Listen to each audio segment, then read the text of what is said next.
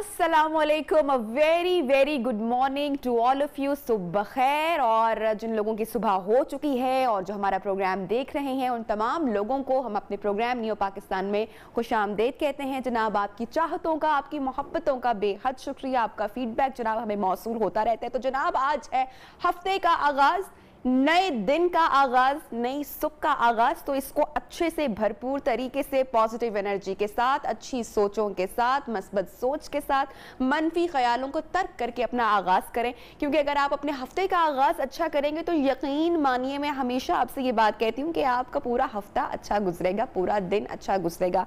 कई दफा क्या होता है कि हम जो है वो माजी की परेशानियों में कि मेरे साथ ये हो गया, मेरे साथ फलान हादसा हो गया, या मुस्तकबिल की सोचों में कि मेरा आने वाला कल कैसा होगा, हम अपने आज को खराब कर देते हैं, हम अपने आज को बर्बाद कर देते हैं, हम उसको जी नहीं पाते हैं। तो ऐसे में उमर खयाम साहब, स्कॉलर, ही सेज कि मैंने जब भी अपने मुस्तकबिल को जानना होता है तो मैं अपने माजी का मुतालिया करता हूं कि मेरे माजी में क्या हुआ। तो यही मैं आप तमाम लोगों से बात कहना चाहूंगी कि माजी की जो उलझने हैं उनको फरामोश करें और जिंदगी के पहिए को आगे बढ़ाएं। और बानो आपा भी बड़ी प्यारी बात इसमें करती है। बानो कुदसिया कहती हैं कि अपने आप को माजी का कैदी ना बनाओ, वो महज एक सबक था, जिंदगी भर की सजा नहीं थी। तो भाई मूव ऑन, आगे बढ़िए, खुश रहिए, मस्बत सोचों के साथ भरपूर तरीके से जिए। जनाब, क्या हो रहा है नेशनली इंटरनेशनली आपको अपडेट करेंगे इन नियो पाकिस्तान। बहुत सारी गर्मा गर्म खबरें हमें मौसूल हो रही हैं और जो आज की सबसे बड़ी खबर है वो आ रही है जनाब क्रिकेट की दुनिया से। जो जितने भी क्रिकेट लवर्स हैं, अब आई डोंट नो कि ये उनके लिए if it is a good news और it is a bad news, ये तो अब वक्त बताएगा। जनाब, खबर क्या आ रही है? खबर आ रही है नए चेयरमैन पीसीबी कौन होंगे। जो उम्मीदवार है उनका नाम गर्दिश करने लगा है, सामने आ गया है। चर्चा जनाब बड़े जोरों शोर से चल रही है।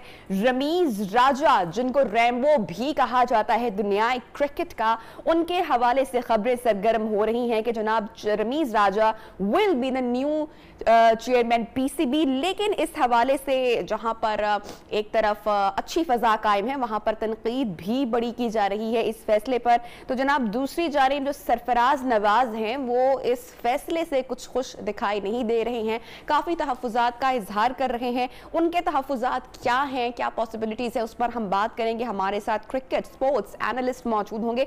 दूसरी जानिब हम आपको अभी ये भी अपडेट करें कि एहसान मानी, जो कि इस वक्त चेयरमैन पीसीबी हैं, उनकी आज वजीर आजम से जो एक मुलाकात है वो भी एक्सपेक्टेड है। उनका जो 3 साल का टेन्योर है वो आज खत्म हो रहा है और वो अपने इस 3 साल की जो कारकर्दगी है वो वजीर आजम के सामने रखेंगे और उसके बाद जनाब फैसला किया जाएगा कि उनका कॉन्ट्रैक्ट रीन्यू होगा या कोई नया चेयरमैन पीसीबी मुकर्रर किया जाएगा, जिसके लिए रमीज राजा का नाम जेरे बहस है, गर्दिश है। इसी पूरे मामले के ऊपर बात करेंगे। हमारे साथ जो क्रिकेट एनालिस्ट मौजूद हैं मिर्जा इकबाल बेग साहब, उनको प्रोग्राम में खुशामदीद कहते हैं।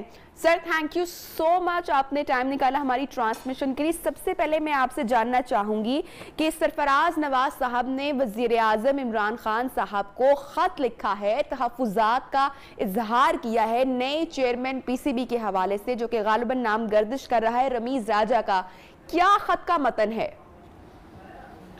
देखिए, सरफराज नवाज एक अनप्रेडिक्टेबल पर्सनैलिटी के मालिक है, हमेशा कुछ ना कुछ करते रहते हैं। और सरफराज नवाज ने ये कहा है कि वजीर आजम के खिलाफ जो 1992 के वर्ल्ड कप के बाद बगावत हुई थी, वो कहते हैं कि उस बगावत में, जो कि मंजर आम पर नहीं आई थी, लेकिन वो कहते हैं कि रमीज राजा का उसमें बड़ा रोल था।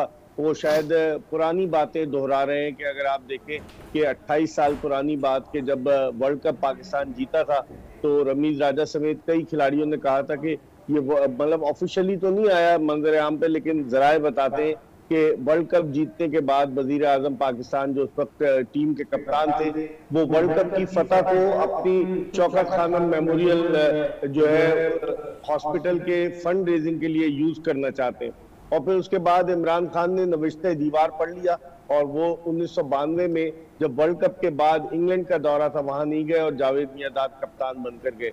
इस तरह की तो बातें सामने आती रहती हैं, लेकिन अभी रमीज राजा के नाम का कोई हतमी फैसला नहीं हुआ है। आज जिस तरह आपने बताया नबिया कि आज चेयरमैन पीसीबी से मुलाकात होगी, pattern in chief Pakistan cricket board के वजीर आजम पाकिस्तान की, और उसके बाद इस बात का फैसला किया जाएगा कि कौन होता है। जब तक रमीज राजा गवर्निंग बोर्ड के मेंबर नहीं बनेंगे पीसीबी के, उस वक्त तक वो पीसीबी के चेयरमैन नहीं बन सकते पीसीबी के कॉन्स्टिट्यूशन के मुताबिक। तो अब देखते हैं कि होता क्या है। और भी कई नाम जेरे गर्दिश हैं। सुनने में आया है कि वफाकी वजीर तालीम शफकत महमूद साहब वो भी दिलचस्पी रखते हैं और वो इसके लिए अपनी वफाकी वजारत को कुर्बान करने के लिए भी तैयार है। वो चाहते हैं कि अगर उन्हें पीसीबी के चेयरमैन की जिम्मेदारियां सौंपी जाए तो वो मुकम्मल तौर से इस पर तवज्जो देंगे। तो बहुत सारे और भी नाम है। एक जावेद कुरैशी का नाम है। उमर कुरैशी जो पाकिस्तान के मायानाज कमेंटेटर रहे मरहूम, उनके साहबजादे जावेद कुरैशी, उन्हें इमरान खान साहब ने पीसीबी के बोर्ड ऑफ गवर्नर्स में इंडक्ट किया। वो हांगकांग में एक बहुत बड़े बैंक में थे, वापस आए। तो बहुत सारे नाम गर्दिश कर रहे हैं, लेकिन रमीज राजा का नाम उस पेरिस में सफ़े अव्वल पर है। लेकिन अभी आप हतमी तौर पे कुछ नहीं कह सकते। आपको पता है कि जब तक प्राइम मिनिस्टर मिलेंगे नहीं एहसान मानी से, और उसके बाद कोई ना कोई हतमी फैसला आज मुतवक्के है। सर, खत्मी फैसला तो आज लाजमी तौर पर सामने आ जाएगा, लेकिन मैं आपसे ये जानना चाहूंगी कि क्या आपके पास जो खबर है वो कितनी स्ट्रांग है, और जो चेयरमैन पीसीबी के हवाले से जो नाम सामने आ रहा है, क्या वो रमीज राजा ही होंगे? मोस्ट स्ट्रांग कैंडिडेट वो ही होने वाले हैं? आप क्या इस वाले से खबर देंगे? देखिए नबिया, लग तो यही रहा है। जो इत्तलात गर्दिश कर रही है, जिस तरह रमीज राजा साहब को केक भेजा पीसीबी ने, उनकी 14 अगस्त को सालगिरह थी, तो इत्तलात तो यही गर्दिश कर रही है। और लोग कह रहे हैं कि पसे पर्दा रमीज राजा को चेयरमैन अगर पाकिस्तान क्रिकेट बोर्ड का कोई बनवा रहा है तो वो पसे पर्दा वसीम अकरम है, क्योंकि वसीम अकरम की कप्तान इमरान खान बहुत सुनते हैं। और देख लिया एहसान मानी साहब माशाल्लाह 23 मार्च को 77 बरस के हो गए, तो उनकी उम्र भी आड़े आ रही है। तो बाद लोग ये कह रहे हैं, और फिर एहसान मानी साहब आज अपनी रिपोर्ट भी पेश करेंगे कि 3 साल में उन्होंने क्या किया पाकिस्तान में क्रिकेट की तरक्की के लिए। लेकिन बज़ाहिर जो मजबूत उम्मीदवार नजर आते हैं वो तो रमीज राजा नजर आते हैं। हतमी फैसला पीसीबी के पेटर्न इन चीफ करेंगे। आपको याद होगा जब आपसे 3 बरस कबल 18 अगस्त को वजीर आजम पाकिस्तान ने अपने ओहदे का हल्फ उठा लिया था, उसके फौरन बाद उन्होंने ट्वीट किया था कि जी एहसान मानी चेयरमैन होंगे पीसीबी के, क्योंकि एहसान मानी शौकत खानम मेमोरियल हॉस्पिटल के बोर्ड ऑफ डायरेक्टर्स के मेंबर भी है, गलियात डेवलपमेंट अथॉरिटी के चेयरमैन रहे हैं। उसके अलावा इमरान खान के बड़े काबिल एतमाद आदमी हैं। 2003 से 2006 तक एहसान मानी आईसीसी के सदर भी रहे, लेकिन अब जब उनको लाया गया तो उनकी उम्र काफी हो चुकी थी और वो उस तरह की चीजें नहीं कर पाए जिसकी तवक्को की जा रही थी। तो लग यही रहा है कि एक्सटेंशन नहीं मिलेगी एहसान मानी को, और लग यही रहा है कि नया चेयरमैन आएगा। क्रिकेट की अगर सिर्फ बात की जाए तो बेग साहब आप क्या कहेंगे एहसान मानी की जो गुज़श्ता 3 साल की जो क्रिकेट के हवाले से या जो पीसीबी के हवाले से जो खिदमात रही, आप उस हवाले से क्या राय रखते हैं? बड़ा मायूस किया एहसान मानी साहब ने अपने 3 साल के टेन्योर में। फिर वो वसीम खान को इंग्लैंड से इंपोर्ट करके ले आए, वो इंग्लैंड में रहते थे बर्मिंघम में, उन्हें पीसीबी का चीफ एग्जीक्यूटिव बना दिया। इतनी ज्यादा पेशरफ्त नहीं हुई। ये अलग बात है कि ये क्लेम करते हैं कि गैर मुल्की टीमों को इन्होंने पाकिस्तान बुलाया, लेकिन इस सिलसिले का आगाज तो नजम सेठी के दौर से हो चुका था जब वो पीसीबी के चेयरमैन थे। लेकिन अगर ओवरऑल आप पाकिस्तान क्रिकेट की बात करें, वजीर आजम के कहने पर डोमेस्टिक स्ट्रक्चर को इन्होंने तब्दील किया, और उसको तब्दील करने का नतीजा हम ये भुगत रहे हैं कि पाकिस्तान क्रिकेट बजाय बुलंदी की तरफ जाने के तनज़्ज़ुली की तरफ गामज़न है। 6 टीमें हो गई हैं, क्वालिटी बढ़ा रहे हैं, क्वांटिटी कम कर रहे हैं, लेकिन लड़के जो है वो नहीं आ रहे, टैलेंट नहीं आ रहे। टीम की कारकर्दगी सबके सामने है। वर्ल्ड कप 17 अक्टूबर से हो रहा है मुत्तहिदा अरब अमारात में। पाकिस्तान अब तक अपनी हथली टीम नहीं तश्कील दे पाया। दुनिया के दीगर ममालिक ने अपनी अपनी टीमों का ऐलान कर दिया। लास्ट आपसे मैं पूछना चाहूंगी कि जब भी किसी नए ओहदे की तैनाती का सवाल होता है तो यह हमेशा कॉन्फ्लिक्ट क्यों पाया जाता है? चाहे गवर्निंग बोर्ड हो, चीफ सिलेक्टर हो या दूसरे मामला, तो सब एक पेज पर क्यों दिखाई नहीं देती? और इस बार भी हमें कुछ ऐसा ही दिखाई दे रहा है। नहीं, देखें पीसीबी के अगर चेयरमैन की बात करें तो बड़ी हाइप वाली पोस्ट है। वजीर आजम और सदर मुमलिकत के बाद पीसीबी के चेयरमैन की पोस्ट बड़ी हाइप वाली है। पीसीबी का चेयरमैन जब गैर मुल्की दौरों पर जाता है तो तकरीबन $650 डेली अलाउंस मिलता है, और मीडिया से इंटरेक्शन, बिजनेस क्लास में ट्रैवलिंग, 7 स्टार होटल्स में कयाम, तो पीसीबी की पोस्ट तो बड़ी लुक्रेटिव है, तो उसकी वजह से हर एक की नजरें लगी होती है। अब वो चीफ सेलेक्टर वगैरह की आप बात करी, वो तो चेयरमैन खुद अपॉइंट करता है अपने ट्रस्टीज को, लेकिन चेयरमैन की पोस्ट जो है वो सबसे इंपॉर्टेंट है। और पाकिस्तान क्रिकेट बोर्ड की अगर आप तारीख उठाकर देखें माजी में, तो ब्यूरोक्रेट्स भी चेयरमैन रहे, डॉक्टर भी रहे, जज भी रहे, हर तरह के जर्नल्स भी रहे, हर तरह के लोग पीसीबी के चेयरमैन रहे। तो अब देखते हैं कि इस दफा कुरैफ फाल किसके नाम निकलता है। अच्छा, लास्ट सवाल मैं आपसे पूछूंगी रमीज राजा, अगर चेयरमैन पीसीबी मुंतखब हो जाते हैं, जो कि चांसेस भी दिखाई दे रहे हैं, तो क्या तब्दीली आपको लगता है कि क्रिकेट में पाकिस्तान में आ सकती है? क्या नई पॉजिटिविटी हो सकती है क्रिकेट के लिए फॉर अस? देखिए, रमीज राजा पढ़े लिखे, इन्होंने पंजाब यूनिवर्सिटी से एमबीए किया है। इनके वालिद राजा सलीम अख्तर खुद भी फर्स्ट क्लास क्रिकेटर रह चुके थे मरहूम, और इनके भाई मरहूम वसीम राजा, वो भी पाकिस्तान के सफ़े अव्वल के खिलाड़ी। जो पढ़े लिखे तो है रमीज राजा, जानते हैं, दुनिया भर में घूमे। और इससे पहले 1999 में 1999 और 2000 में ये पाकिस्तान क्रिकेट बोर्ड के चीफ ऑपरेटिंग ऑफिसर भी रहे थे, जब तौकीर ज़िया पीसीबी के चेयरमैन थे। फिर उसके बाद जब मुजीबुर रहमान चेयरमैन थे, फिर उसके बाद शहरयार खान ने भी इन्हें कंटिन्यू किया था। तो तजुर्बा तो है इनको। अब देखते हैं कि चूंकि विजन लेकर आएंगे, पढ़े लिखे हैं, यंग है, अभी उनकी एज इतनी ज्यादा नहीं है, एहसान मानी की तरह 59 ईयर्स के हैं। तो अभी देखते हैं कि होता क्या है। मुख्तलिफ चीजें गर्दिश कर रही हैं, लेकिन अभी तक हतमी तौर पर नबिया नाम का फैसला नहीं हुआ। मैं फिर कहूंगा आज पता चलेगा कि कौन पीसीबी का चेयरमैन बनता है। Thank you so much Baig साहब, आपने वक्त निकाला हमारे प्रोग्राम नियो पाकिस्तान के लिए। जनाब, इसके साथ ही बढ़ रहे हैं हम नियो पाकिस्तान में एक छोटी सी ब्रेक जानिब, और बस आपको ठहरने के लिए इतना बताती चलूं कि ब्रेक के बाद हमारे शो नियो पाकिस्तान की मेहमान होंगी लॉलीवुड की queen Meera ji. Stay with us. Neo Pakistan, Neo Pakistan, Neo Pakistan. Welcome back जनाब। नियो पाकिस्तान में वंस अगेन आपको कहते हैं खुशामदीद और अस्सलाम वालेकुम तमाम लोगों के लिए जिन्होंने हमें अभी अभी ज्वाइन किया है। और पूरे पाकिस्तान में इस वक्त जो एक बहस छिड़ चुकी है, वो we all know, social media, हमारे न्यूज़ मीडिया, हमारे अखबारों में, और वो ये है कि जनाब ख़वातीन के साथ जो एक रवैया इख्तियार किया जा रहा है, या जो बदतहज़ीमी के जो वाक़यात एक के बाद एक रूनुमा हो रहे हैं, किसको ब्लेम किया जाए? उस पर हमारी ख़वातीन को ब्लेम किया जाए, उनके लिबास को ब्लेम किया जाए, या फिर मर्दों की तरबियत को ब्लेम किया जाए? बहुत सारे लोग हमारी कम्युनिटी के, मीडिया कम्युनिटी के, हमारे फिल्म इंडस्ट्री के, हमारे ड्रामा इंडस्ट्री के जो स्पीकर्स हैं, वो इसके ऊपर एक्टिव दिखाई दे रहे हैं। सबने अपना अपना वर्डिक्ट, अपनी अपनी ओपिनियन भी सोशल मीडिया पर जनाब शेयर करते हुए दिखाई दिए हैं।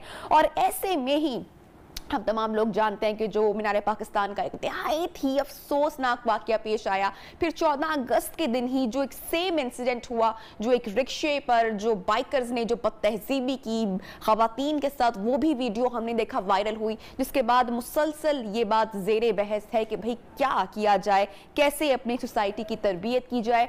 अदाकारा मीरा, पाकिस्तानी फिल्म स्टार, हमारी लेजेंडरी एक्ट्रेस, बॉलीवुड की क्वीन जनाब, उनका भी ऐसे मौके पर जो है वो एक वीडियो पैगाम सामने आता है। और मीरा जी अपने वीडियो पैगाम में क्या कहती हैं, सबसे पहले आपको ये वीडियो दिखाते हैं, आइए। लड़कियों की इज्जत क्या करें, एहतराम, तहजीब, इखलाक। लड़कियों को इतनी इज्जत दें कि एक दिन वो खुद ही आपको छेड़ने पर मजबूर हो जाए। लड़कियों की इज्जत। जी जनाब, अदाकारा मीरा की आपने ये वीडियो देखी, और वो अपनी वीडियो में बड़ा क्लियरली कह रही हैं कि मर्द खवातीन को इतनी इज्जत दें कि वो उनको छेड़ने पर मजबूर हो जाएं। अब उनके वोकल होने पर बहुत सारे लोग जहां पर अप्रिशिएट कर रहे हैं कि हमारे जो इंडस्ट्री के लोग हैं वो जो है गुफ्तगू कर रहे हैं, वो अपनी ओपिनियन शेयर करें। वहां पर कुछ लोगों ने तनकीद भी किया है मीरा जी के इस स्टेटमेंट पर। तो उन्होंने किस पैराए में ये बात की है, हम उन्हीं से जान लेते हैं, हम उन्हीं से बात कर लेते हैं। हमारे साथ जनाब नियो पाकिस्तान में मौजूद हैं पाकिस्तान की legendary actress, Lollywood star miss Meera ji. आपको प्रोग्राम में खुशामदीद कहते हैं। और सबसे पहले मैं आपसे पूछना चाहूंगी कि जो आपने ये स्टेटमेंट दी है, आपने आपके ये जो बयान है, इस स्टेटमेंट को मनफी अंदाज में देखा जा रहा है या लिया जा रहा है? आप खुद ही अपने बयान की वजाहत कर दें। पहली बात तो बहुत शुक्रिया इशफाक अलवी और होस्ट, आपका नाम और टेलीविजन आपने मुझे ऑनलाइन लिया और मौका दिया बात करने का, बहुत बहुत शुक्रिया। देखें, माशरे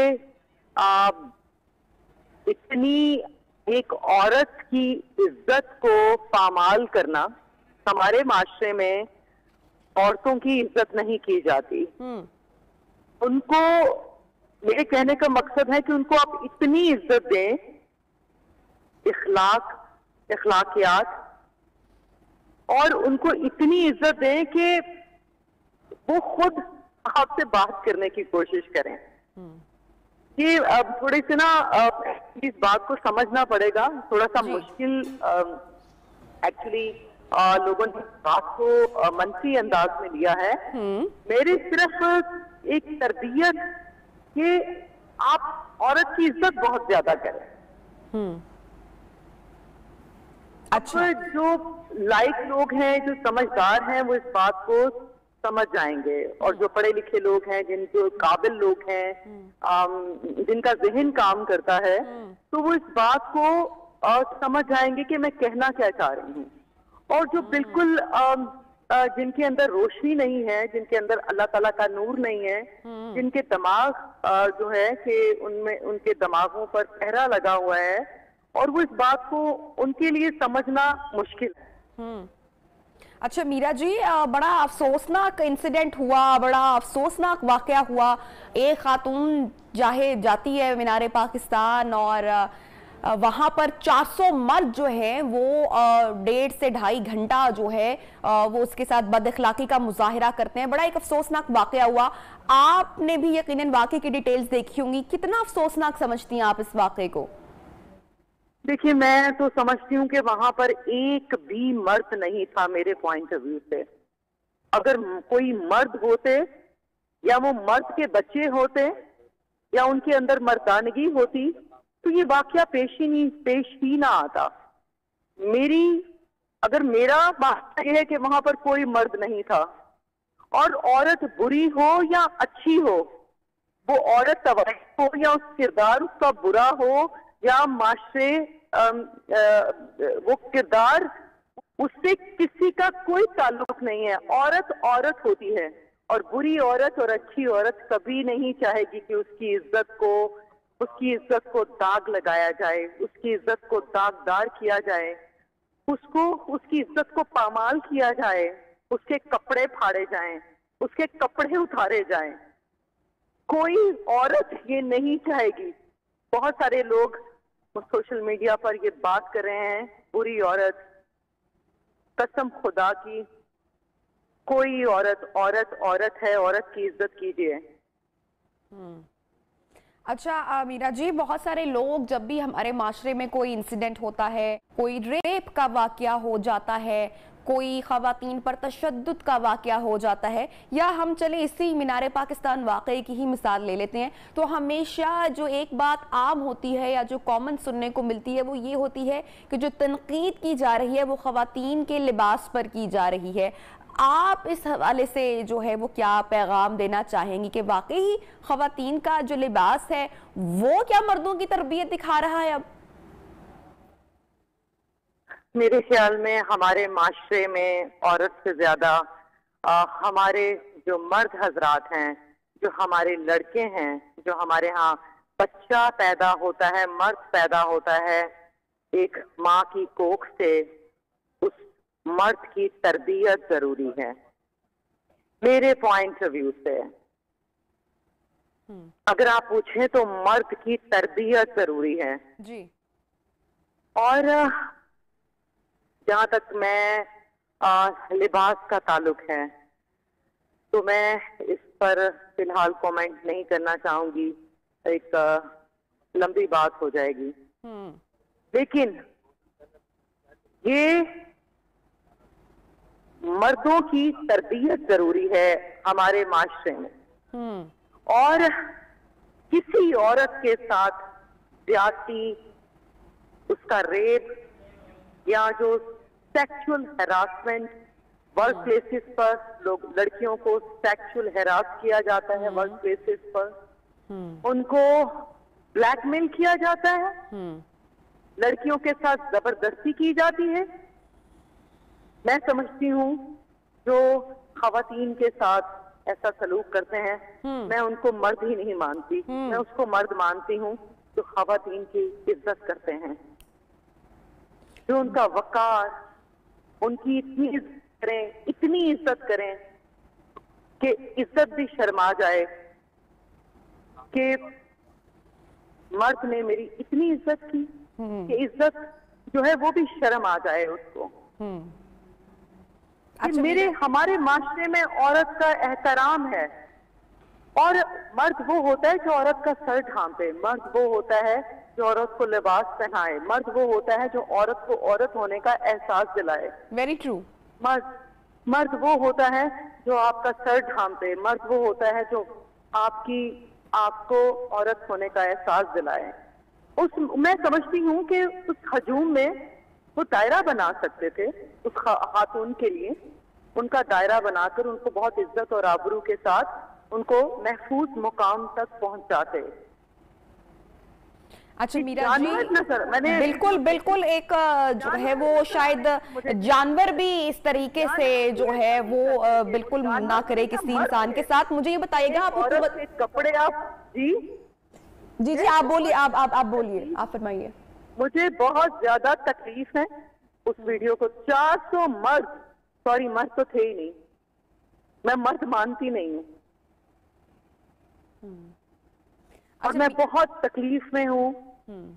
इतनी मुझे मैं वो करब और तकलीफ उस औरत की, मैं खुद एक औरत हूँ, तो एक औरत दूसरी औरत का दर्द महसूस कर सकती है।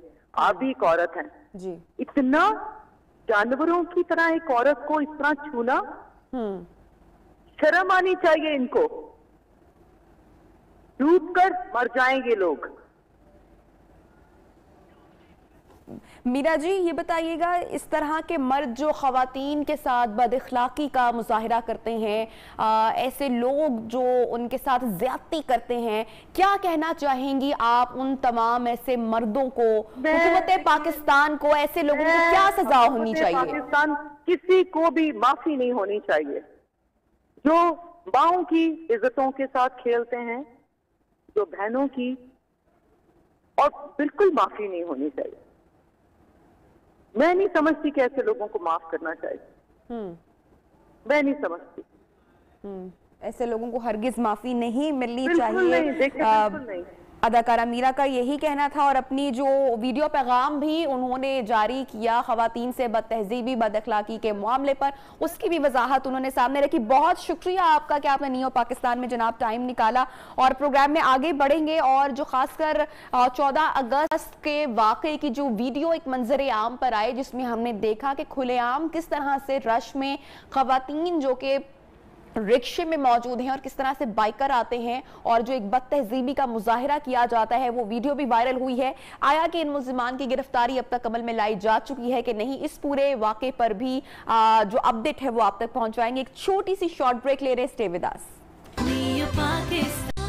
वेलकम बैक जनाब, प्रोग्राम में आपको खुशामदीद कहते हैं। और हमने देखा कि एक तो अफसोसनाक इंसिडेंट हुआ मीनार पाकिस्तान का, जो वाकया हुआ खातून के साथ, मुतासरा खातून के साथ। एक तो वो एक दिलखराश वाकया था, अभी वो मामला खत्म हुआ नहीं कि एक और वाकया सामने आ गया, और वो भी वाकया 14 अगस्त के दिन ही का वो इंसिडेंट हुआ, बाद में वायरल हुई वीडियो। और वाकया आप तमाम लोग जानते हैं कि किस तरह से रिक्शे में सवार खवातीन के साथ बदसलूकी की गई, बदतमीजी की गई, बदअखलाकी की गई और खुलेआम की गई। रश था, बहुत सारे लोग वहां पर मौजूद थे, और जो मोटरसाइकिल सवार था उसने जो है वो खुलेआम ये तमाशा किया। बहरहाल अब क्या मुल्जिमान की गिरफ्तारी अमल में लाई जा चुकी है या नहीं लाई जा चुकी, इस मामले में अपडेट क्या है, पेशरफ्त क्या हुई है, जानेंगे। हमारे साथ इस वक्त हमारे senior crime news reporter Shahid Rizvi मौजूद हैं। जी शाहिद, बताइएगा, मुल्जिमान गिरफ्तार हो चुके? जी बिल्कुल नबीहा, जैसा कि आपको इस इल्म है कि 14 अगस्त के रोज़ जो है जहां पूरी कौम जश्न आज़ादी मना रही थी, वहीं जो है 14 अगस्त के रोज़ ही मीनार पाकिस्तान में एक टिकटॉकर जो थी आयशा अकरम, ये वहाँ आई और अपने साथियों के साथ टिकटॉक बनाने के लिए मीनार पाकिस्तान, वहाँ पर इसने अपने जो फॉलोअर्स से फैंस से उनको भी मदऊ किया था कि वहाँ वो आएँ, इसके साथ टिकटॉक बनाएँ, सेल्फियाँ बनाएँ। जैसे ही लोग वहाँ पहुँचे, इसके फैंस फॉलोअर्स, तो वहाँ हजूम बढ़ता गया। तो वहाँ पर जो है जो लोग थे वहाँ जमा हुए, वहाँ उन्होंने इस खातून के साथ दस्त दराजी की, इसके साथ खींचा तानी की, ज़दोकोब किया, जिसकी जो वहाँ पर लोग मौजूद थे, कुछ लोग इसको बचाने वाले थे, कुछ लोग इसके साथ जो है दस्त दराजी करने वाले थे। इन्होंने दस्त दराजी भी की इस जो मीनार पाकिस्तान है, जहाँ तारीख के जो पाकिस्तान की करारदाद पास की गई थी 23 मार्च के हवाले से, उस मीनार पाकिस्तान के जो बिल्कुल नीचे ये अफसोसनाक वाक़या पेश आया था। वहाँ पर जो है हज़ारों की तादाद में लोग मौजूद थे, मजमा था, और जो इस खातून के साथ जो वीडियो भी वायरल हुई, आपने भी देखी, सब लोगों ने पूरी दुनिया में बल्कि देखी गई हैं कि इसके साथ जो है ये खींचातानी का वाक़या पेश आया था। इस हवाले से जो है इस वाक़े का मुकदमा जो है पहले दर्ज नहीं किया गया था। बाद में 2 दिन बाद इस वाक़े का मुकदमा, जब ये वीडियो किसी ने सोशल मीडिया पर वायरल की, अपलोड की, उसके बाद जो है उस वक्त डीआईजी ऑपरेशन थे साजिद कियानी, उन्होंने इसका नोटिस लिया। फौरी तौर पर मुकदमा भी इस वाक़े का दर्ज किया गया और इस मुतासरा खातून से जो है ख़ुद डीआईजी ऑपरेशन लाहौर जो है साजिद कियानी इस खातून को मिले, इसके घर गए, इसकी दाद रसी के लिए इससे मामलात इस पूछे, इससे तमाम वाक़यात, हालात व वाक़यात पूछे। तो इसकी जानिब से तो पहले इस हिचकिचाहट की गई थी कि ये मुकदमा दर्ज नहीं करवाना चाहती, लेकिन पुलिस की जानिब से इसको यकीन दिलाया गया था कि मुल्ज़िमान जो हैं उनको गिरफ़्तार किया जाएगा, उनको करार वाक़या सज़ा दिलवाई जाएगी। इस हवाले से 300 से 400 जो हैं नामालूम अफराद, उनके ख़िलाफ़ जो है मुकदमा दर्ज किया गया, जिनमें से जो है इन्वेस्टिगेशन विंग जो है लाहौर पुलिस का, फिर उसके पास ज़िम्मेदारी आई जो डीआईजी इन्वेस्टिगेशन से हैं शारिक जमाल खान, उनकी जानिब से टीमें तश्कील दी गई कि मुल्ज़िमान को जो है फौरी तौर पर गिरफ़्तार किया जाए। वज़ीर पंजाब की जानिब से भी नोटिस लिया गया, आईजी पंजाब ने भी इनाम गनी इस वाक़े का नोटिस लिया, और इस हवाले से जो है मुख्तलिफ जो टीमें उन्होंने काम करके जो मीनार पाकिस्तान वाक़या है, जो इंसिडेंट है, चूँकि 400 अफराद थे इसमें मुलव्वस, तो इनकी जो शनाख्त है गिरफ्तारी से मुतालिक, अब आपने बताया कि इन्वेस्टिगेशन विंग जो है वो काफ़ी एक्टिव दिखाई दे रहा है, तो किस तरह से इन तमाम अफराद की शनाख्त की जा रही है? बिल्कुल, ये जो है इन्वेस्टिगेशन विंग लाहौर का, जिसमें इन्वेस्टिगेशन विंग है, सीआईए की टीमें हैं, वो काम कर रही हैं। उन्होंने इस पूरे इलाके की जियो फेंसिंग की, जिसमें जो 28,000 के करीब लोग थे, उनके मोबाइल फ़ोन जो हैं वो इस जगह पे जो है उनकी लोकेशन आई। उसके बाद उनको शॉर्ट लिस्ट किया गया, जिसमें से 407 जो हैं मुश्तबा अफराद, उनको हिरासत में लिया गया था। फिर उनकी शनाख्त करवाई गई खातून से कि कौन लोग हैं, कौन हैं जो इसके साथ दस्त दराजी में जो है उन्होंने ये अपना किरदार अदा किया, जिनमें से 92 अफराद को शनाख्त पेड करते हुए जो है जेल भिजवाया गया है। बाकी जो हिरासत में लिए गए थे अफराद, उनको छोड़ दिया गया है। जो 92 अफराद हैं उनको जेल भिजवा दिया गया है। शनाख्त परेड पर जो है उनकी शनाख्त हो चुकी है कि वो इस वाक़े में मुलव्वस थे। उनके मोबाइल फ़ोन्स की लोकेशन जो है वो इस जगह पे पाई गई थी। इस हवाले से इनको जेल भिजवाया गया। मज़ीद जो हैं सीआईए और इन्वेस्टिगेशन विंग की टीमें जो हैं वो काम कर रही हैं। हुकूमत की जानिब से जो है एक आईजी पंजाब को हुक्म दिया गया था कि कमेटी तश्कील दी जाए कि इस वाक़े का जब ये पेश आया, इसमें गफलत बरती गई, लापरवाही बरती गई, मुकदमा दर्ज होने में जो है ताख़ीर क्यों की गई। इस हवाले से आईजी पंजाब ने एक कमेटी 3 अफसरान पर मुश्तमिल बनाई थी, जिसमें जो एमडी हैं सेफ सिटी अथॉरिटी राव सरदार अली खान एडिशनल आईजी हैं, उसके साथ साथ जो हैं चीफ ऑपरेटिंग ऑफिसर थे कामरान खान, जो सेफ सिटी अथॉरिटी हैं वो भी इसमें मेंबर थे, और एआईजी लॉजिस्टिक पंजाब जो हैं अतर इस्माइल जो एक मेंबर थे। सीईओ जो हैं कामरान खान, उन्होंने माजरत कर ली थी कि वो ज़ाती मसरूफियात के बायस इस जो है इंक्वायरी कमेटी का हिस्सा नहीं बनना चाहते, जिसके बाद आईजी पंजाब ने जो है आरपीओ शेखपुरा डॉक्टर इनाम वहीद, उनको इसका जो है वो मेंबर मुकर्रर किया था। ये कमेटी आज अपनी रिपोर्ट जो है आईजी पंजाब को पेश करेगी। आईजी पंजाब ये जो रिपोर्ट है आज वो रिपोर्ट वज़ीर आला आईजी पंजाब को पेश करेंगे, पेश की कि जाएगी, फाइनल रिपोर्ट तक पहुंचेगी। शायद हमें ये बताएगा जो दूसरा इंसिडेंट हुआ रिक्शे में सवार खवातीन के साथ जो बदसलूकी की गई, बदअखलाकी की गई, उस वाकये में क्या पेशरफ्त हुई है, उन मुल्जिमान तक कैसे पहुंचा जा रहा है? जी बिल्कुल, ये यके बाद दीगरे उसी रोज़ दो वाक़यात पेश आए थे। जो एक आपने फुटेज एक और देखी जो 2 दिन बाद वायरल सोशल मीडिया पे हुई थी, जिसमें रक्शे पर कुछ खवातीन जो हैं, चिंग रक्षा था उस पर वो जा रहे थे जश्न आज़ादी के हवाले से जो है।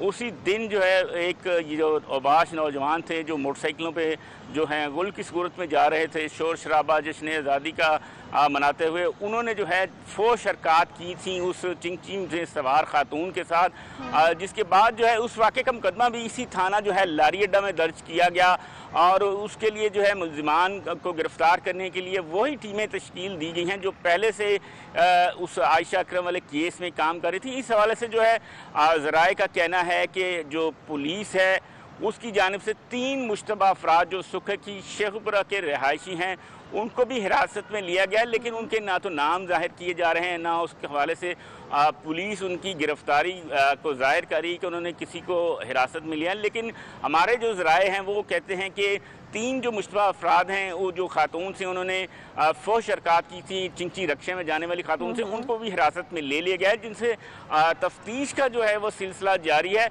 जैसे ही पुलिस की जानिब से जो है तफ्तीश मुकम्मल की जाएगी उसके बाद जो है उनकी गिरफ्तारी जाहिर की जाएगी और उनको भी शनाख्त परेड के हवाले से जो है जेल मुंतकिल किया जाएगा। रिक्शा सवार खवातीन जो है उनका कोई स्टेटमेंट सामने आया है अभी, क्योंकि मंजर आम पर ये खवातीन दिखाई नहीं दे रही हैं और पुलिस इन तक अभी पहुंच पाई है? और दूसरी बात ये बताएगा कि जो मुल्जिमान अब तक गिरफ्तार किए जा रहे हैं, जिनके खिलाफ मुकदमा दर्ज किया जा रहा है, क्या ये वाकई असल मुल्जिमान है या पुलिस सिर्फ खानापूरी कर रही है? जी बिल्कुल, ये जो रक्षा सवार खवातीन थी इनका अभी तक कोई ऐसा स्टेटमेंट या बयान सामने नहीं आया, ना ही पुलिस की जानिब जो है पुलिस है उन्होंने इन खवातीन को जो है तलाश करने की कोशिश की है और उनसे रब्ता भी कर रही है ताकि और जो खातून है वो इनको मुल्जिमान जो हिरासत में लिए गए हैं उनको शनाख्त किया जाए। पुलिस की जानिब से जो फुटेज मंजर आम पर आई थी उसको जो है शनाख्त के बाद जो है मुल्जिमान 3 जो मुश्तबा अफराद जो हैं वो हिरासत में लिए गए हैं सुखे की शेखपुरा से, जिनसे तफ्तीश की जा रही है। इस हवाले से अब जो पहले गिरफ्तारियां अमल में लाई गई हैं, जो 92 अफराद शनाख्त परेड पर जो है इन्वेस्टिगेशन पुलिस ने जो है उनको जेल भिजवाया, वो उनकी शनाख्त की गई है। जो खातून है आयशा अकरम जो टिकटॉकर, उसने शनाख्त की है, जिसके बाद जो है उन मुश्तबा अफराद जो थे 92 उनको जेल भेज दिया गया है शनाख्त परेड पर, जिनको लाहौर, शेखपुरा, कसूर और दीगर जो नवाही इलाके हैं वहाँ से जो है मुख्तलिफ औकात में पुलिस ने गिरफ़्तार किया था, जिनको अदालत भी पेश किया गया था। अदालत की जानिब से उनको जो है शनाख्त परेड पर जो है जेल भिजवा दिया गया है। इस हवाले से मज़ीद गिरफ़्तारियाँ भी जो है पुलिस कर रही है ताकि जो है मज़ीद जो लोग इस वाक़े में मुलव्वस हैं उनको भी सामने लाया जाए, गिरफ़्तार किया जाए और उनको करार वाक़या सज़ा दिलवाई जाए। इस हवाले से जो है जो वज़ीर आला पंजाब उन्होंने आपने हमें दोनों वाक़यात की जो मुकम्मल डिटेल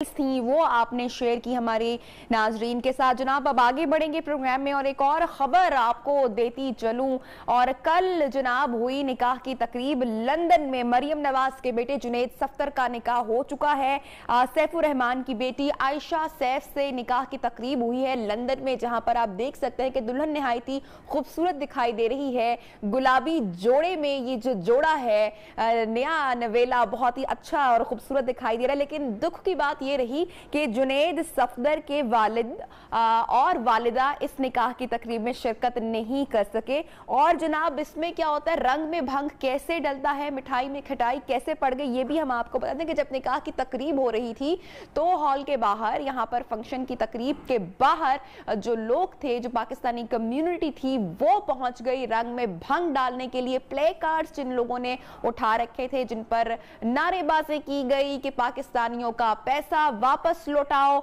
और इस हवाले से काफी हमने देखा कि रंग में भंग डालने की कोशिश की गई। आप देख सकते हैं खासी तादाद में लोग निकाह की तकरीब के बाहर पहुंचे हैं, जिनमें से पेशतर ने प्ले कार्ड्स उठा रखे हैं और यही लिखा हुआ है इन प्ले कार्ड्स में कि पाकिस्तानियों का पैसा वापस करो और हमारे पैसों से ये निकाह की तकरीब हो रही है। बहरहाल जनाब, ये तो थी अपडेट निकाह के हवाले से। प्रोग्राम में बढ़ रहे हैं हम जनाब हेडलाइन ब्रेक की जानिब, और हेडलाइन ब्रेक की जानिब हम बढ़ेंगे। जब वापस आएंगे तो प्रोग्राम में मजीद कुछ सेगमेंट्स होंगे, कुछ आपकी अवेयरनेस के हवाले से कुछ टिप्स होंगी, गेस्ट होंगे। स्टे विद अस, साथ रहिएगा। और अगर आपको कोई नाश्ता वगैरह करना है, कुछ ब्रेक पे जाना है, तो अपना चाय का कप उठाइए, नाश्ता बनाइए, झटपट जाइए और झटपट जनाब वापस आइए। Stay with us. Neo Pakistan, Neo Pakistan, Neo Pakistan, Neo Pakistan, Neo Pakistan. अस्सलामुअलैकुम and once again good morning in Neo Pakistan. जनाब, आपको खुशामदीद कहते हैं। और मुझे बताइएगा, मैं आपसे एक सवाल पूछने वाली हूँ, जितने लोग भी हमें इस वक्त पाकिस्तान में या पाकिस्तान से बाहर मेरा प्रोग्राम देख रहे हैं, कि सुबह सबसे पहले उठने के बाद पहला काम आप कौन सा करते हैं, और रात को सोने से पहले बेड टाइम पे आप एक काम कौन सा करते हैं?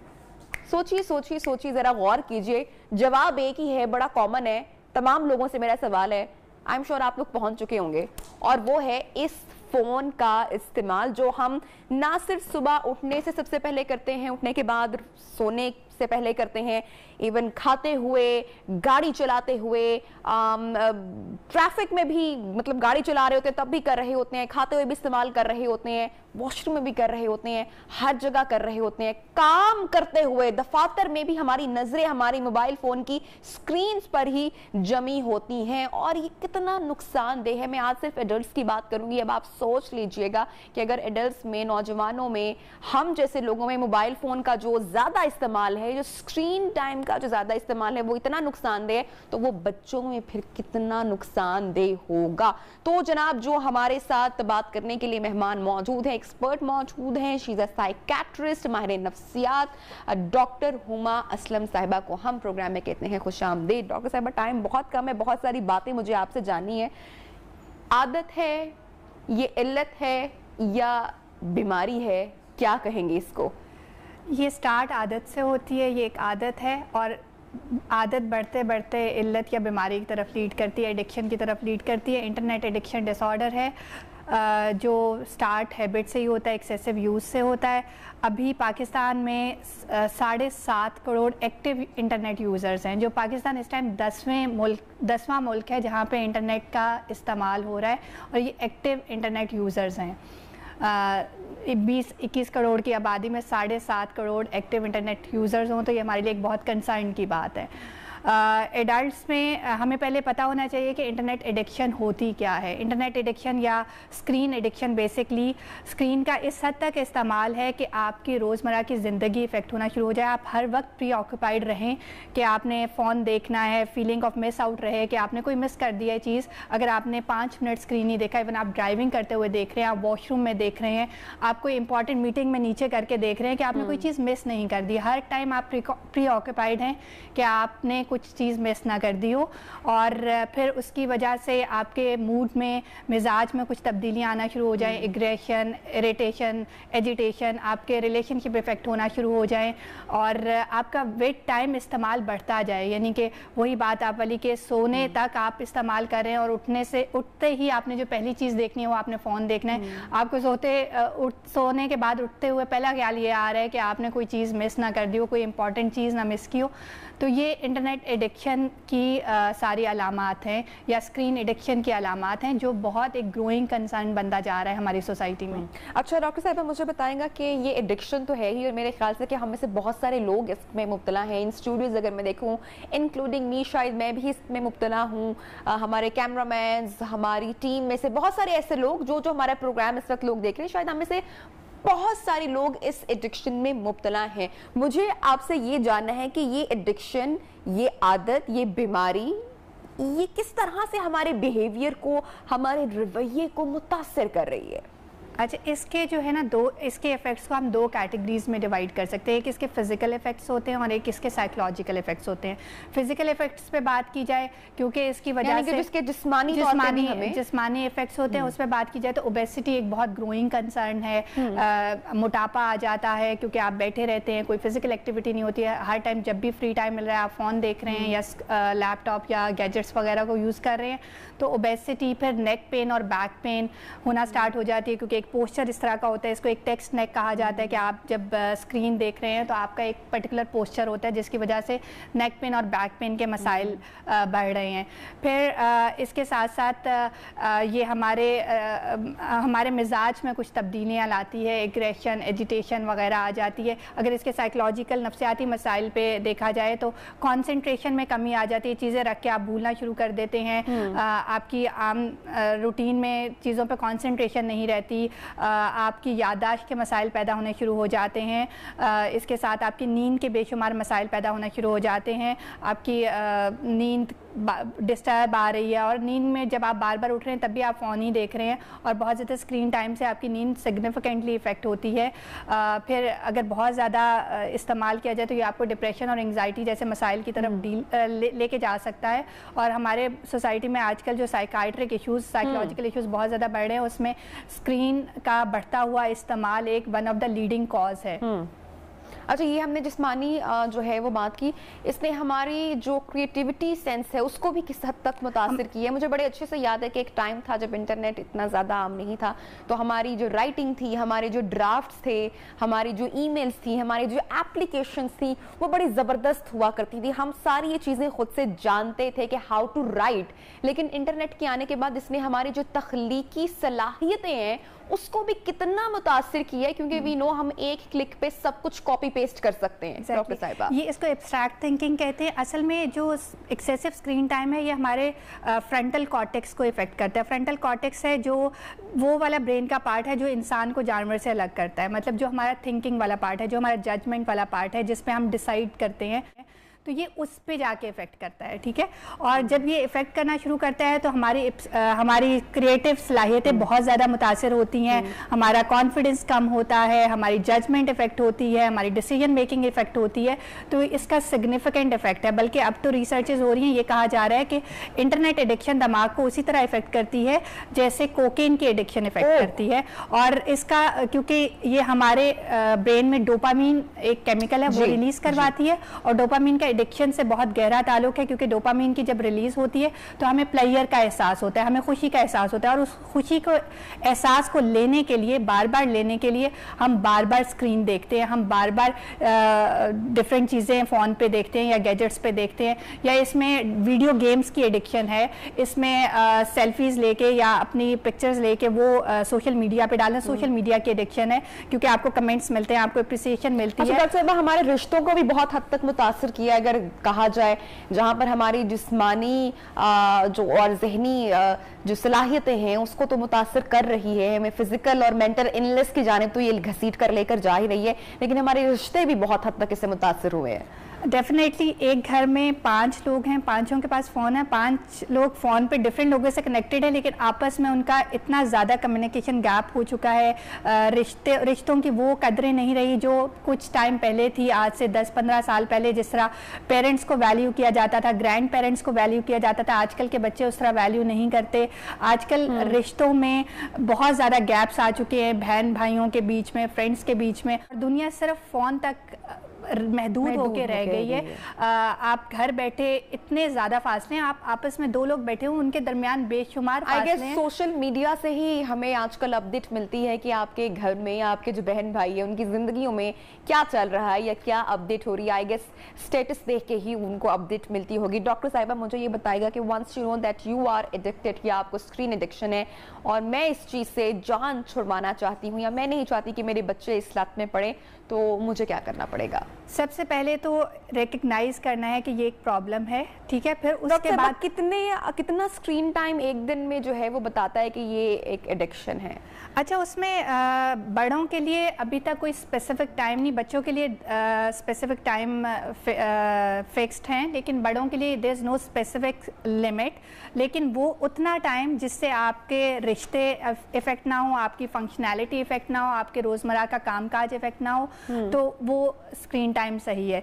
क्योंकि आजकल कामकाज अक्सर लोगों का कामकाज ही फ़ोन पे होता है। जैसे नेटवर्किंग वाले लोग हैं, उन्हें तो सारा काम ही अपना फ़ोन पे करना होता है, गैजेट्स पे करना होता है, तो उनके लिए ऑफ कोर्स ज़्यादा स्क्रीन टाइम चाहिए। या अगर आपको अप टू डेट रहना है, डिफरेंट रिसर्च से डिफरेंट चीज़ें देखनी है, तो आपको उस टाइम भी गैजेट्स की ज़रूरत पड़ती है। तो जब तक कि ये आपकी normal day to day functioning को इफेक्ट नहीं कर रहा, तब तक तो ये अच्छा है। तो उसमें कुछ चीज़ें फिक्स होनी चाहिए, जैसे आपका फैमिली टाइम प्रॉपर होना चाहिए। खाने के दौरान मील्स टाइम में आपके पास फ़ोन नहीं होने चाहिए, उस टाइम आपने फ़ोन नहीं देखना। There should be a proper family time, communication का टाइम होना चाहिए जिसमें फ़ोन नहीं होने चाहिए। और सोने से 1 घंटा पहले आपने फ़ोन नहीं यूज़ करना, किसी किस्म के गैजेट का इस्तेमाल नहीं करना, क्योंकि फ़ोन या गैजेट्स की लाइट जो होती है वो मिमिक करती है डे लाइट से, और हमारे ब्रेन को ये सिग्नल जाता है कि शायद दिन का वक्त है। और हमारे ब्रेन में रात जब होती है तो एक केमिकल रिलीज होता है जो हमारी नींद लाता है। तो जब हम फ़ोन देख रहे हैं और सोते हुए भी फ़ोन देख रहे हैं, तो हमारा ब्रेन को यही सिग्नल जा रहा है कि इस वक्त दिन है या ये रोशनी है। तो इस वजह से वो नींद का जो केमिकल है वो कम रिलीज़ होता है, और आहिस्ता आहिस्ता नींद के मसाइल की तरफ जाता है, ये पिक्चर चली जाती है, ठीक है। तो वो 1 घंटा आपका गैप होना चाहिए रात को सोने के दौरान। खाने के दौरान आपने फ़ोन नहीं यूज़ करना। बच्चों के साथ या आपकी फैमिली के साथ फिक्स एक टाइम होना चाहिए जिसके दौरान आपने फ़ोन यूज़ नहीं करना। कुछ ऐसी चीज़ें जैसे ड्राइविंग के दौरान नहीं यूज़ करना, वॉशरूम में यूज़ नहीं करना, और मतलब कुछ चीज़ें ऐसी हैं। और फिर एक कुछ हैबिट्स, कुछ इस हैबिट को कम करने के लिए आपको कुछ हेल्दी हैबिट्स देनी है खुद को। जैसे कुछ हॉबीज़ होनी चाहिए, जैसे गार्डनिंग हो गई, जैसे कुकिंग का शौक है, एक्सरसाइज, फिजिकल एक्टिविटी। एडल्ट्स के लिए आधा घंटा physical activity is mandatory for their better physical and mental health. So आधा घंटा फिजिकल एक्टिविटी, उसके लिए ज़रूरी नहीं है कि आप किसी पार्क में जाएं, वहाँ पे वॉक करें। कोविड का टाइम है, आप घर में रहते हुए भी आप वर्कआउट निकाल के उसको फॉलो कर सकते हैं। बच्चों को साथ में मिला के एक कमरे में वर्कआउट कर सकते हैं, डांस कर सकते हैं, कुछ भी ऐसी physical activity. Doctor Huma, thank you so much for joining us. आपने हमें हमारे प्रोग्राम के लिए टाइम निकाला और अवेयरनेस आपने तमाम लोगों तक पहुंचाई। और ट्रस्ट मी, कुछ जगह ऐसी हैं जैसे कि ड्राइव करते हुए जब फ़ोन का इस्तेमाल करना नहायत ही ख़तरनाक साबित हो सकता है, लेकिन आपको पता भी नहीं चलता कि आप कितनी ख़तरनाक एडिक्शन में मुब्तला हैं और आपको इसका कितना बड़ा नुकसान हो सकता है। और ख़ासकर अगर अपने बच्चों को आपने फ़ोन या स्क्रीन एडिक्शन से बचाना है, तो उसको सबसे पहले आपको अपनी जो स्क्रीन एडिक्शन है या जो स्क्रीन टाइम है उसको कम करना पड़ेगा। प्रोग्राम में वक्त हो रहा है एक ब्रेक का। जब ब्रेक से वापस आएंगे तो प्रोग्राम को आगे बढ़ाएंगे। स्टे विद अस।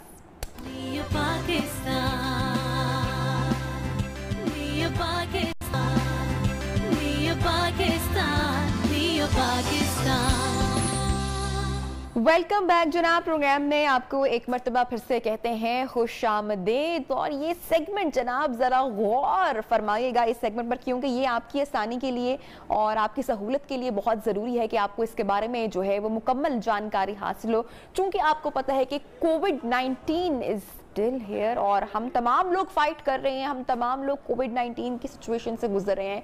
ऐसे में आपको पता है कि हमारे जो अस्पताल, हमारे जो क्लिनिक्स हैं वो भी कोविड पेशेंट्स से भरे हुए हैं। Delta variant is still there, तो बहुत सारे लोग घबराते भी हैं। लेकिन खुदा ना खास्ता अगर इमरजेंसी किसी को घर में हो जाती है तो घर वाले भी इस कश्मकश में ही रहते हैं कि आया इस पेशेंट को जो है हॉस्पिटल ले जाया जाए या घर पर ही किसी तरीके से इसका इलाज किया जाए। तो ऐसे में जनाब जो टेली मेडिसिन का शोबा है वो कोविड में खासा उभर कर सामने आ रहा है और हुकूमत जो है इसके ऊपर अभी काफ़ी एक्टिव और संजीदा भी दिखाई दे रही है। वो इस तरह से कि हुकूमत ने डॉक्टर्स के मशवरे से अब एक टेली सेंटर भी कायम किया है, जहां पर आपको डॉक्टर्स की जो फुल सर्विसेज हैं वो आपको घर बैठे मिल सकती हैं। आपको मशवरों से लेकर अद्वियात तक आपको मिल सकती हैं। तो क्या ज़रूरत है कि जब तक खुदा ना खास्ता कोई सीरियस या संजीदा सूरत हाल नहीं है, आप अपने पेशेंट को हॉस्पिटल लेकर जाएं। इसी मामले पर बात करने के लिए हमारे साथ जो एक्सपर्ट, जो डॉक्टर शामिल गुफ्तगू हैं, मैं उनका तारुफ आपसे करवाते चलूँ।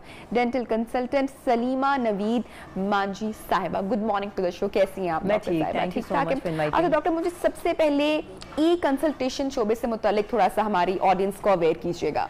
ठीक है, सो ई कंसल्टेशन जिसे हम टेली हेल्थ या टेली मेडिसिन कहते हैं, टेलीफोन से निकला है। जैसे फ़ोन पे रब्ता करते थे जैसे पुराने ज़मानों में, इस तरह से अब वाया वर्चुअली हम जो है वो कोशिश करते हैं कि पेशेंट्स की सारी जो भी मसले हैं उनको सुने वीडियो के थ्रू, टेलीफोन के थ्रू, और फिर उसको अकॉर्डिंगली इस तरह ट्रीट करें। So telemedicine came into being बहुत पहले से ही, लेकिन मैं कहूँगी कि कोविड के टाइम पे इसका थोड़ा रुझान और ज़्यादा बढ़ा। इसका एक खास रीज़न ये था कि हॉस्पिटल्स उस वक्त जो एमरजेंसी ट्रीटमेंट है सिर्फ वही करती थी, जो नॉर्मल कंसल्टेशन के कोई मसले थे वो सारे जो है वो होल्ड पे चले गए थे। तो उस सूरत में लोगों ने ये सोचा कि अब ई कंसल्टेशन, टेली मेडिसिन का टाइम आ गया है, क्योंकि अब ज़ाहिर है लोगों को घर बैठ के कंसल्टेशन चाहिए। तो उस सूरत में इसने बहुत काम किया और माशाल्लाह मैं बहुत ज़्यादा अप्रिशिएट करूँगी सेहत कहानी को, ओला डॉक को। बहुत सारे बड़े बड़े इंस्टीट्यूट्स के अंदर, आगा खान यूनिवर्सिटी के अंदर, बहुत बड़े हॉस्पिटल्स, किंग एडवर्ड्स के अंदर ई कंसल्टेशन का अब अलग से एक पोर्शन आ चुका है जो कि वो टेली हेल्थ को लेके चलते हैं। कोई भी ऑन स्पॉट वर्चुअली, इवन आप अगर मैं आपको एक मज़े की बात बताऊँ कि लोग जो है वो सर्जरीज भी जो है वो एक सर्जन से सुन के और वो लाइव बता रहा होता है और डायरेक्टली वो सामने परफॉर्म कर रहे होते हैं। यानी कि it has gotten so much now famous और इतना अप्रोप्रिएट हो चुका है लोगों के लिए कि अब उसमें कोई प्रॉब्लम नहीं है। सो आई थिंक। अच्छा डॉक्टर साहब, मुझे बताएंगे कि जो पेशेंट है वो टेली मेडिसिन के लिए किस तरीके से कनेक्ट कर सकता है विद द राइट डॉक्टर?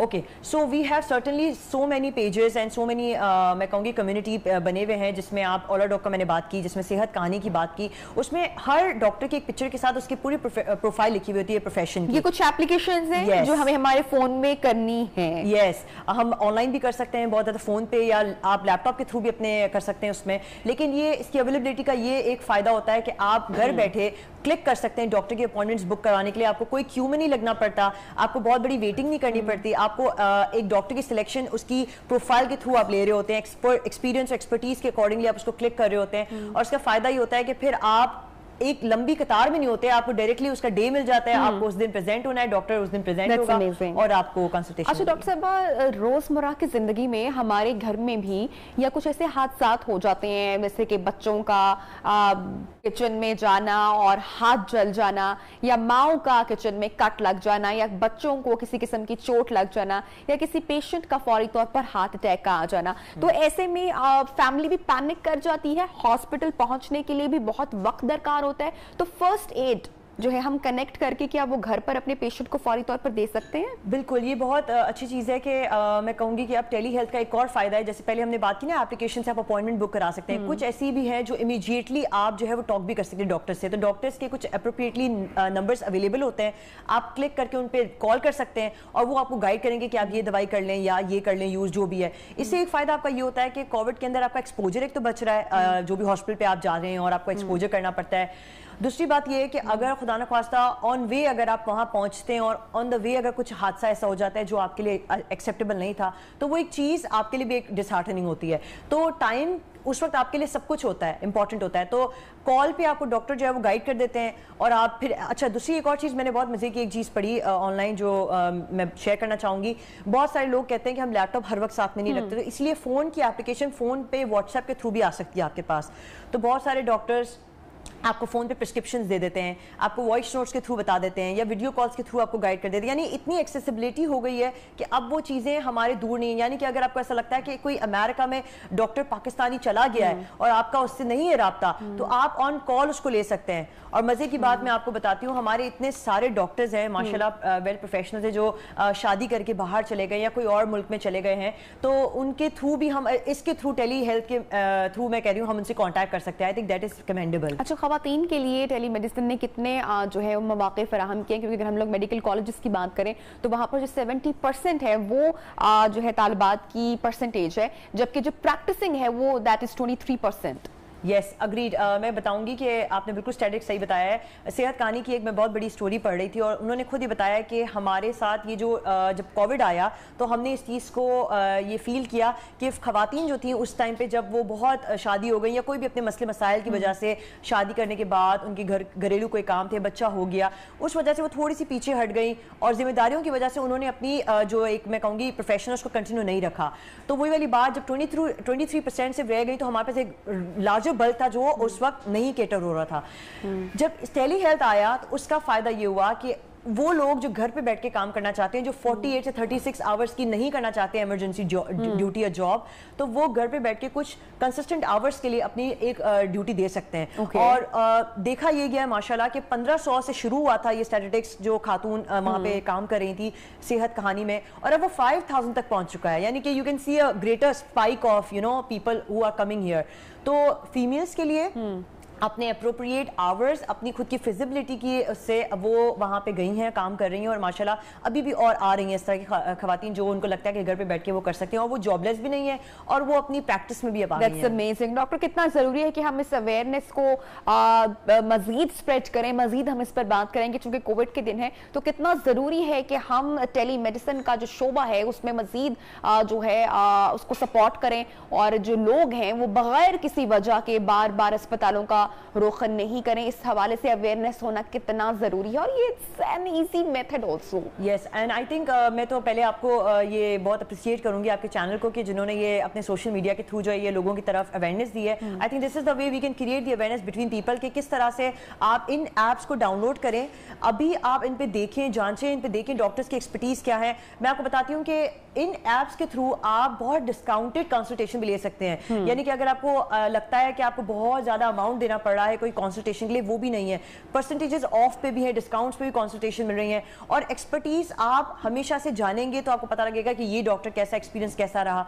तो आई थिंक आप अपने घरों में बात करते हैं, जब डिस्कशंस करते हैं लोगों के दरमियान या सोशल मीडिया के थ्रू, अपने पेजेस के थ्रू, ग्रुप्स के थ्रू आप ये स्प्रेड करें, ताकि वर्ड ऑफ माउथ से ये स्प्रेड होगा तो कम्युनिटी से ये लार्जर ग्लोबल तक चला जाएगा। Exactly.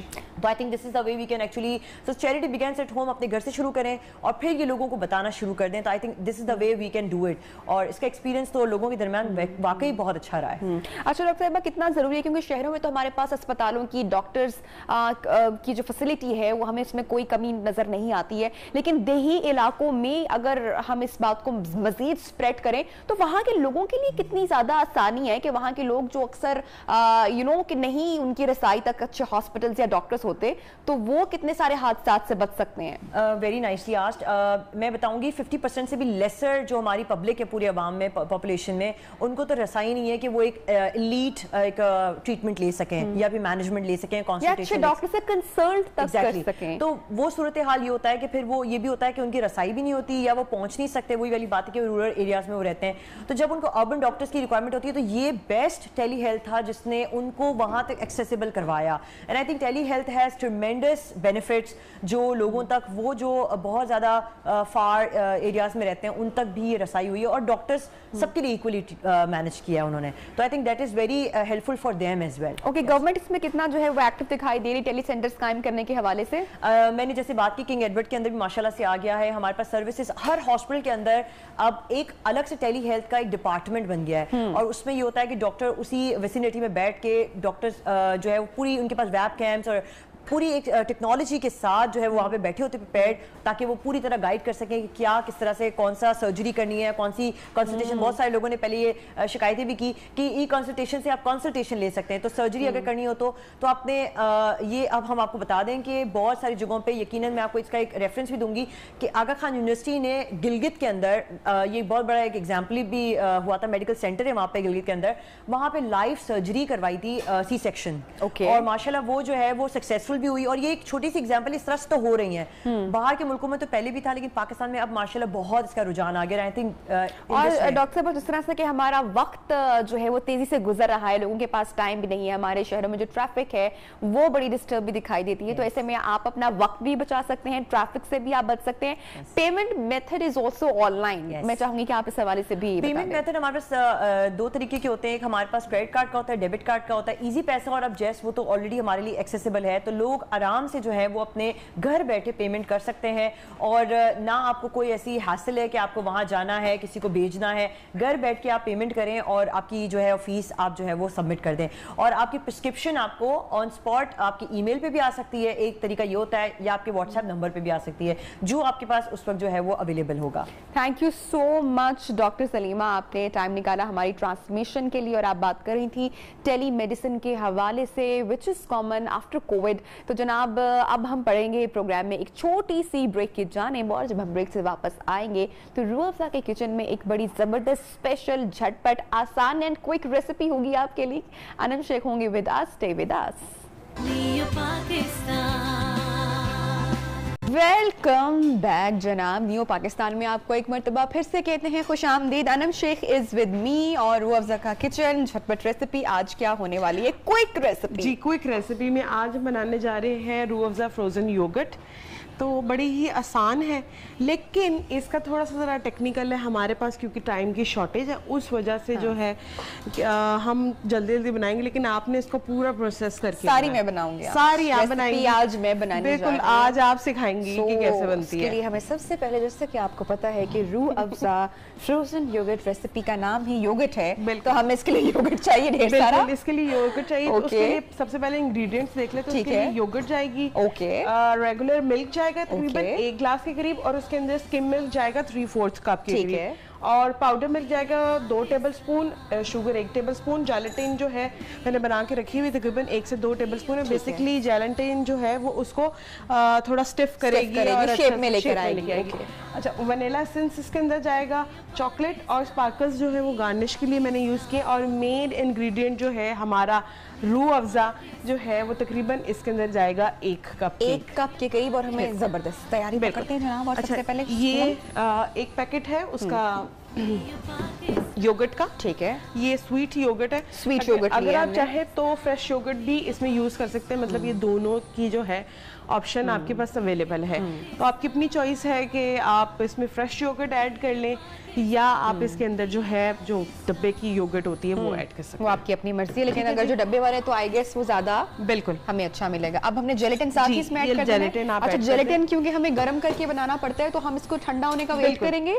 जेलेटिन ठंडा होने का बिल्कुल वेट करेंगे, क्योंकि इसलिए क्योंकि ये जो है गर्म दही में डालेंगे तो ये डाल देंगे। हाँ जी, डाल दें, क्योंकि दही में अगर डालेंगे तो ये वो हो जाएगी बिल्कुल फटने वाली। अच्छा, और ये हम अपनी ऑडियंस को बता दें कि जो जेलेटिन है वो लाजमी जुज़्व है हमारी आज की इस रेसिपी का, क्योंकि इसमें सब कुछ लिक्विड ही जाना है, ये थोड़ा लिक्विडी फॉर्म में हो जाएगा, तो इसलिए इसके लिए जो है वो बड़ा इम्पोर्टेंट है कि आप इसको पहले जेलेटिन बना के रखें और फिर इसको सेट करें और फिर इसको खाएं। जेलेटिन के बारे में जरा बता देते हैं कि कैसे बनाना है हमने जरा। सिंपल, इसके डिफरेंट फ्लेवर्स भी होते हैं।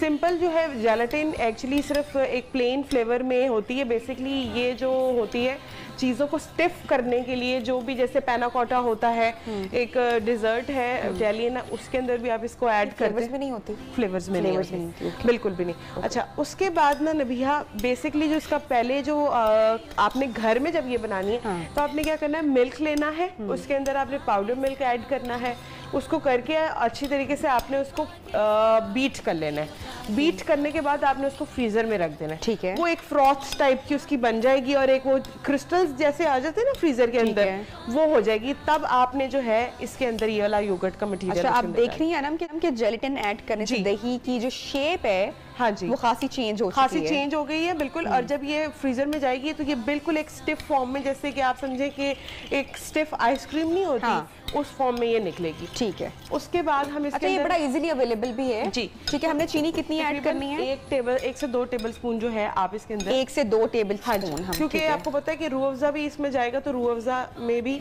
जो कंटेंट मीठे का होता है वो बड़ा अच्छा होता है, तो इसलिए ज्यादा चीनी की जरूरत है। मैंने तकरीबन 1.5 से 2 चम्मच हमने इसमें ऐड कर लिया। उसके बाद हम पाउडर भी ऐड कर सकते हैं, ऑफ योर चॉइस। पाउडर भी ऐड कर सकते हैं, बल्कि अच्छी बात है अगर आप पाउडर ऐड कर लें तो आपको ज्यादा मिक्स करने की जरूरत नहीं पड़ेगी। उसके बाद तकरीबन 2 से 3 टेबलस्पून आप इसके अंदर ऐड करेंगे। पाउडर मिल्क हम ऐड कर रहे हैं फ्लेवर के लिए बेसिकली। अच्छा, फ्लेवर को बहुत अच्छा रिच एक वो देता है, टेक्सचर बड़ा अच्छा सा देता है, इसलिए ये जो है पाउडर मिल्क आप चाहे तो डाल लें, नहीं भी तो आप स्किप भी कर सकते हैं। लेकिन इससे ये होता है कि मुझे ऐसा लगता है कि पाउडर मिल्क अगर आप नहीं डाल रहे तो आप उसकी जगह पे जो है क्रीम भी ऐड कर सकते हैं। क्रीम ऐड कर सकते हैं। तकरीबन कितना पाउडर मिल्क ऐड करेंगे? 2 टेबलस्पून आप 2 टेबलस्पून। और इस तरह से आपने इसको मिक्स करना है कि वो बन मत जाए, बिल्कुल लम्स बिल्कुल भी नहीं बनने चाहिए, अगर वो बनेंगे तो वो फिर जरा थोड़े से बुरे लगेंगे। ठीक है जी, हम इसको अच्छी तरह से जरा फिर मिक्सिंग का काम जो है वो, अगर एक अच्छा बीटर है हमारे पास अनम जी, तो हम वो भी उसको भी यूज कर सकते हैं। बिल्कुल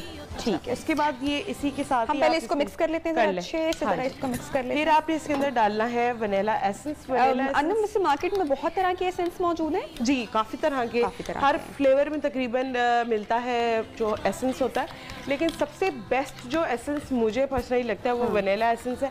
बड़ा अच्छा सा एक फ्लेवर और एक बड़ा अच्छा अरोमा देता है खाने के अंदर। तो ये लेकिन एसेंस का एक सबसे बड़ा ड्रॉबैक ये हो सकता है कि अगर आपने उसकी क्वांटिटी को ठीक नहीं रखा और क्वांटिटी ज्यादा डल गई है, तो एक तो उसके अंदर फ्लेवर बहुत ज्यादा आएगा और वो आपके लिए खाने में बिल्कुल भी बेहतर नहीं होगा। ओके जी। और उसका ना मजा भी नहीं आता। कितना ऐड कर रहे हैं हम? तकरीबन आप 2 से 3 ड्रॉप्स ऐड करेंगे हम उसमें। हाँ जी, बस बहुत है। ओके, सिर्फ एक फ्लेवर देना, ज्यादा ऐड नहीं करना वरना हाँ फिर बहुत ज्यादा। थोड़ा सा और बेशक थोड़ा सा और कर लेते हैं, थोड़ा सा। आई ना खुशबू, माय फेवरेट इंग्रेडिएंट भाई। अच्छा जी, उसके बाद जो है अब आई बारी इम्पोर्टेंट जो हमारा मेन इंग्रेडिएंट है इसके अंदर, वो है रूह अफ़ज़ा। तो जैसे कि आपको पता है कि रूह अफ़ज़ा जो है वो फल सब्जियों के अर्ज से बना हुआ है। पुदीना, खीरा, संतरा, अनार और गुलाब की पत्तियों के अर्ज से ये बना हुआ है। 100 ईयर लेगेसी के साथ है, आपको पता ही है, और हर बंदे की यादें इसके साथ वाबस्ता है। बिल्कुल ऐसे। प्लस जैसे कि आजकल गर्मी है और बड़ा ह्यूमिडिटी वाला वेदर है, तो ये रूह अफ़ज़ा अगर आप पानी में मिक्स करके पीते हैं तो ये आपकी बॉडी को बड़ा अच्छा सा हाइड्रेट रखता है। बिल्कुल। तो अब आप इसके अंदर रूह अफ़ज़ा डालें, तकरीबन 1 कप के करीब डाल। आप मुझे रोकेंगे जब इसको? जब आपको मैं रोक दूंगी बस आपने तब रुक जाना है। खुले दिल से डालें, खुशी से डालें रूह अफ़ज़ा। क्या मंजर है। बिल्कुल, बस। ओके जी, ये तकरीबन हमारा 1 कप जो है 1 कप के करीब हो गया है। और अभी आप ये जरा दिखाइएगा हमारा जो ये कैमरा मैन है, मैं चाहती हूँ कि ये वाह वाह वाह वाह वाह वाह, ये जो कलर इस वक्त अनम थोड़ा सा और डाल लेते हैं। योगर्ट ले रहा है। हाँ जी, थोड़ा सा जो है रूह अफ़ज़ा और डाल लेते हैं। ठीक है, ताकि अच्छा सा जरा मनपसंद ड्रिंक है और प्लस आपको पता है घर के डिजर्ट पीस से बहुत अच्छे। बिल्कुल, और प्लस आपको पता है कि रूह अफ़ज़ा एक मेन इंग्रेडिएंट है। देखें ये फ्रोजन योगर्ट के अंदर भी रूह अफ़ज़ा जो है एक मेन इंग्रेडिएंट। बिल्कुल, और अनम जो मर्जी हो जाए, जो प्यास बाहर से आकर जो रूह अफ़ज़ा बुझाता है वो मेरे ख्याल से कोई और शरबत कर ही नहीं सकता। बिल्कुल ऐसा ही है। ओके जी, अब हम ये इसके अंदर जो रेगुलर मिल्क है वो ऐड कर रहे हैं। तकरीबन 1 कप के करीब जो है मैं इसके अंदर रेगुलर मिल्क को ऐड करेंगे। ठीक है, उसके बाद इसके अंदर हम ऐड करेंगे स्किम मिल्क। ओके, अच्छा 2 तरह के हम इसमें। हाँ जी, वो 2 तरह के एक्चुअली जो आपको मैं बात करती हूँ कि रेगुलर मिल्क और स्किम मिल्क के दोनों के अंदर फ्लेवर में ज़मीन आसमान का फ़र्क है। ठीक है, तो बेसिकली हमने अपनी योगर्ट का फ्लेवर इनहैंस करना है, क्योंकि हमारे पास इसके अंदर कुछ भी नहीं है खाने के लिए एक्सेप्ट सिर्फ जो है क्या कहते हैं उसको, योगर्ट सिंपल। अगर आप चाहें तो इस योगर्ट के अंदर आप कोई भी फ्रेश फ्रूट ऐड कर सकते हैं, कोई भी कॉकटेल फ्रूट ऐड कर सकते हैं, ये आपके पास अपनी ऑप्शन है। लेकिन आपने इसको रखना फ्रीज़र में है, और फ्रीज़र में रखने के बाद आपने इसको तकरीबन 1-2 घंटे तो बिल्कुल भी नहीं छोड़ना। 1-2 घंटे के बाद आपने इसको जो है नीचे, ठीक है, क्योंकि अभी हमने ये फ्रेश रेसिपी तैयार की है, तो हम इसका जो डेकोर है वो तो नहीं कर सकते हैं। हाँ, क्योंकि वो जब हमारी फाइनल शेप में आएगा तो हम तभी करेंगे इसको। हम इसमें, हाँ जी, इसमें डाल दें। और आप बीच में ये जो है मैं चॉकलेट्स ऐड कर रही हूँ, तो इसके अंदर जो है ये चॉकलेट्स डाल लें, ताकि जब ये स्टिफ हो जाएगी तो उसके अंदर जो चॉकलेट का फ्लेवर एक आएगा बड़ा अच्छा सा, जब आप इसको खाएंगे तो मज़ा आएगा। ये ऑप्शनल है, इसकी जगह आप फ्रूट भी कर सकते हैं, फ्रेश फ्रूट, कॉकटेल फ्रूट, या कोई भी कुकीज़ जो आपको अच्छी लगती हैं वो भी आप इसके अंदर जो है ऐड कर सकते हैं। अमेजिंग। अनम, इसमें किसी तरह की हम लेयरिंग तो नहीं करेंगे? किसी तरह की लेयरिंग हमारी बिल्कुल नहीं होगी। बस अब आप इसके ऊपर ये चॉकलेट डालेंगे। ठीक है, इसके अंदर ही चली जाएगी जो कि चॉकलेट, और ऊपर से हम इसको गार्निश करेंगे थोड़ा से रूह अफ़ज़ा के साथ और स्पार्कल्स के साथ। ओके, लेकिन ये आपने ये गार्निश वाला काम जो है वो तब करना है जब आपका बिल्कुल सेट हो जाएगा। ठीक है, हम कुछ बचा लेते हैं हमारी जब थोड़ी सी। हाँ जी, ठीक है, ऊपर से आप स्पार्कल्स जो है इसको गार्निश करते हैं। अमेजिंग। ये अगर जब सेट हो जाएगी तो ये बहुत हार्ड फॉर्म में होगी। अभी भी थोड़ा सा उसने, हाँ जी, जेलेटिन की वजह से शेप थोड़ा सा शेप मेंटेन रखी हुई। बिल्कुल जबरदस्त। और आपको पता है कि जैसे कि रूह अफ़ज़ा जो है वो हर तरह के मौसम में मतलब खा भी सकते हैं, आप उसकी dessert बना भी सकते हैं, पी भी सकते हैं। और बहुत आसान रेसिपी थी मेरे ख्याल ना, रेडी भी हो गई है। ओ माय गॉड, मतलब कि वो जो पुरानी रिवायती मीठे होते हैं ना कि मेहमानों ने आने, अरे भाई क्या मीठा तैयार करें, तो हम इस तरह से 2-3 मीठे घर में तैयार कर सकते हैं। ये सबसे जबरदस्त बात है कि रात को अगर आपके घर मेहमान तो आप उसको लॉन्ग टाइम के लिए फ्रिज में रख सकते हैं। Anam, thank you so much इतनी जबरदस्त रेसिपी के लिए। और जनाब, इसके साथ ही हमारे प्रोग्राम का वक्त खत्म हो रहा है। हम इसको रखने जा रहे हैं जनाब फ्रिज में, फ्रीज करेंगे और जरा ठंडा करके फिर इसको टेस्ट करेंगे। कल आपको बताएंगे कि इसका टेस्ट कैसा है। तब तक आप अपना बहुत सारा ख्याल रखिएगा, फीडबैक देखना मत भूलिएगा। अल्लाह हाफिज। पाकिस्तान, पाकिस्तान।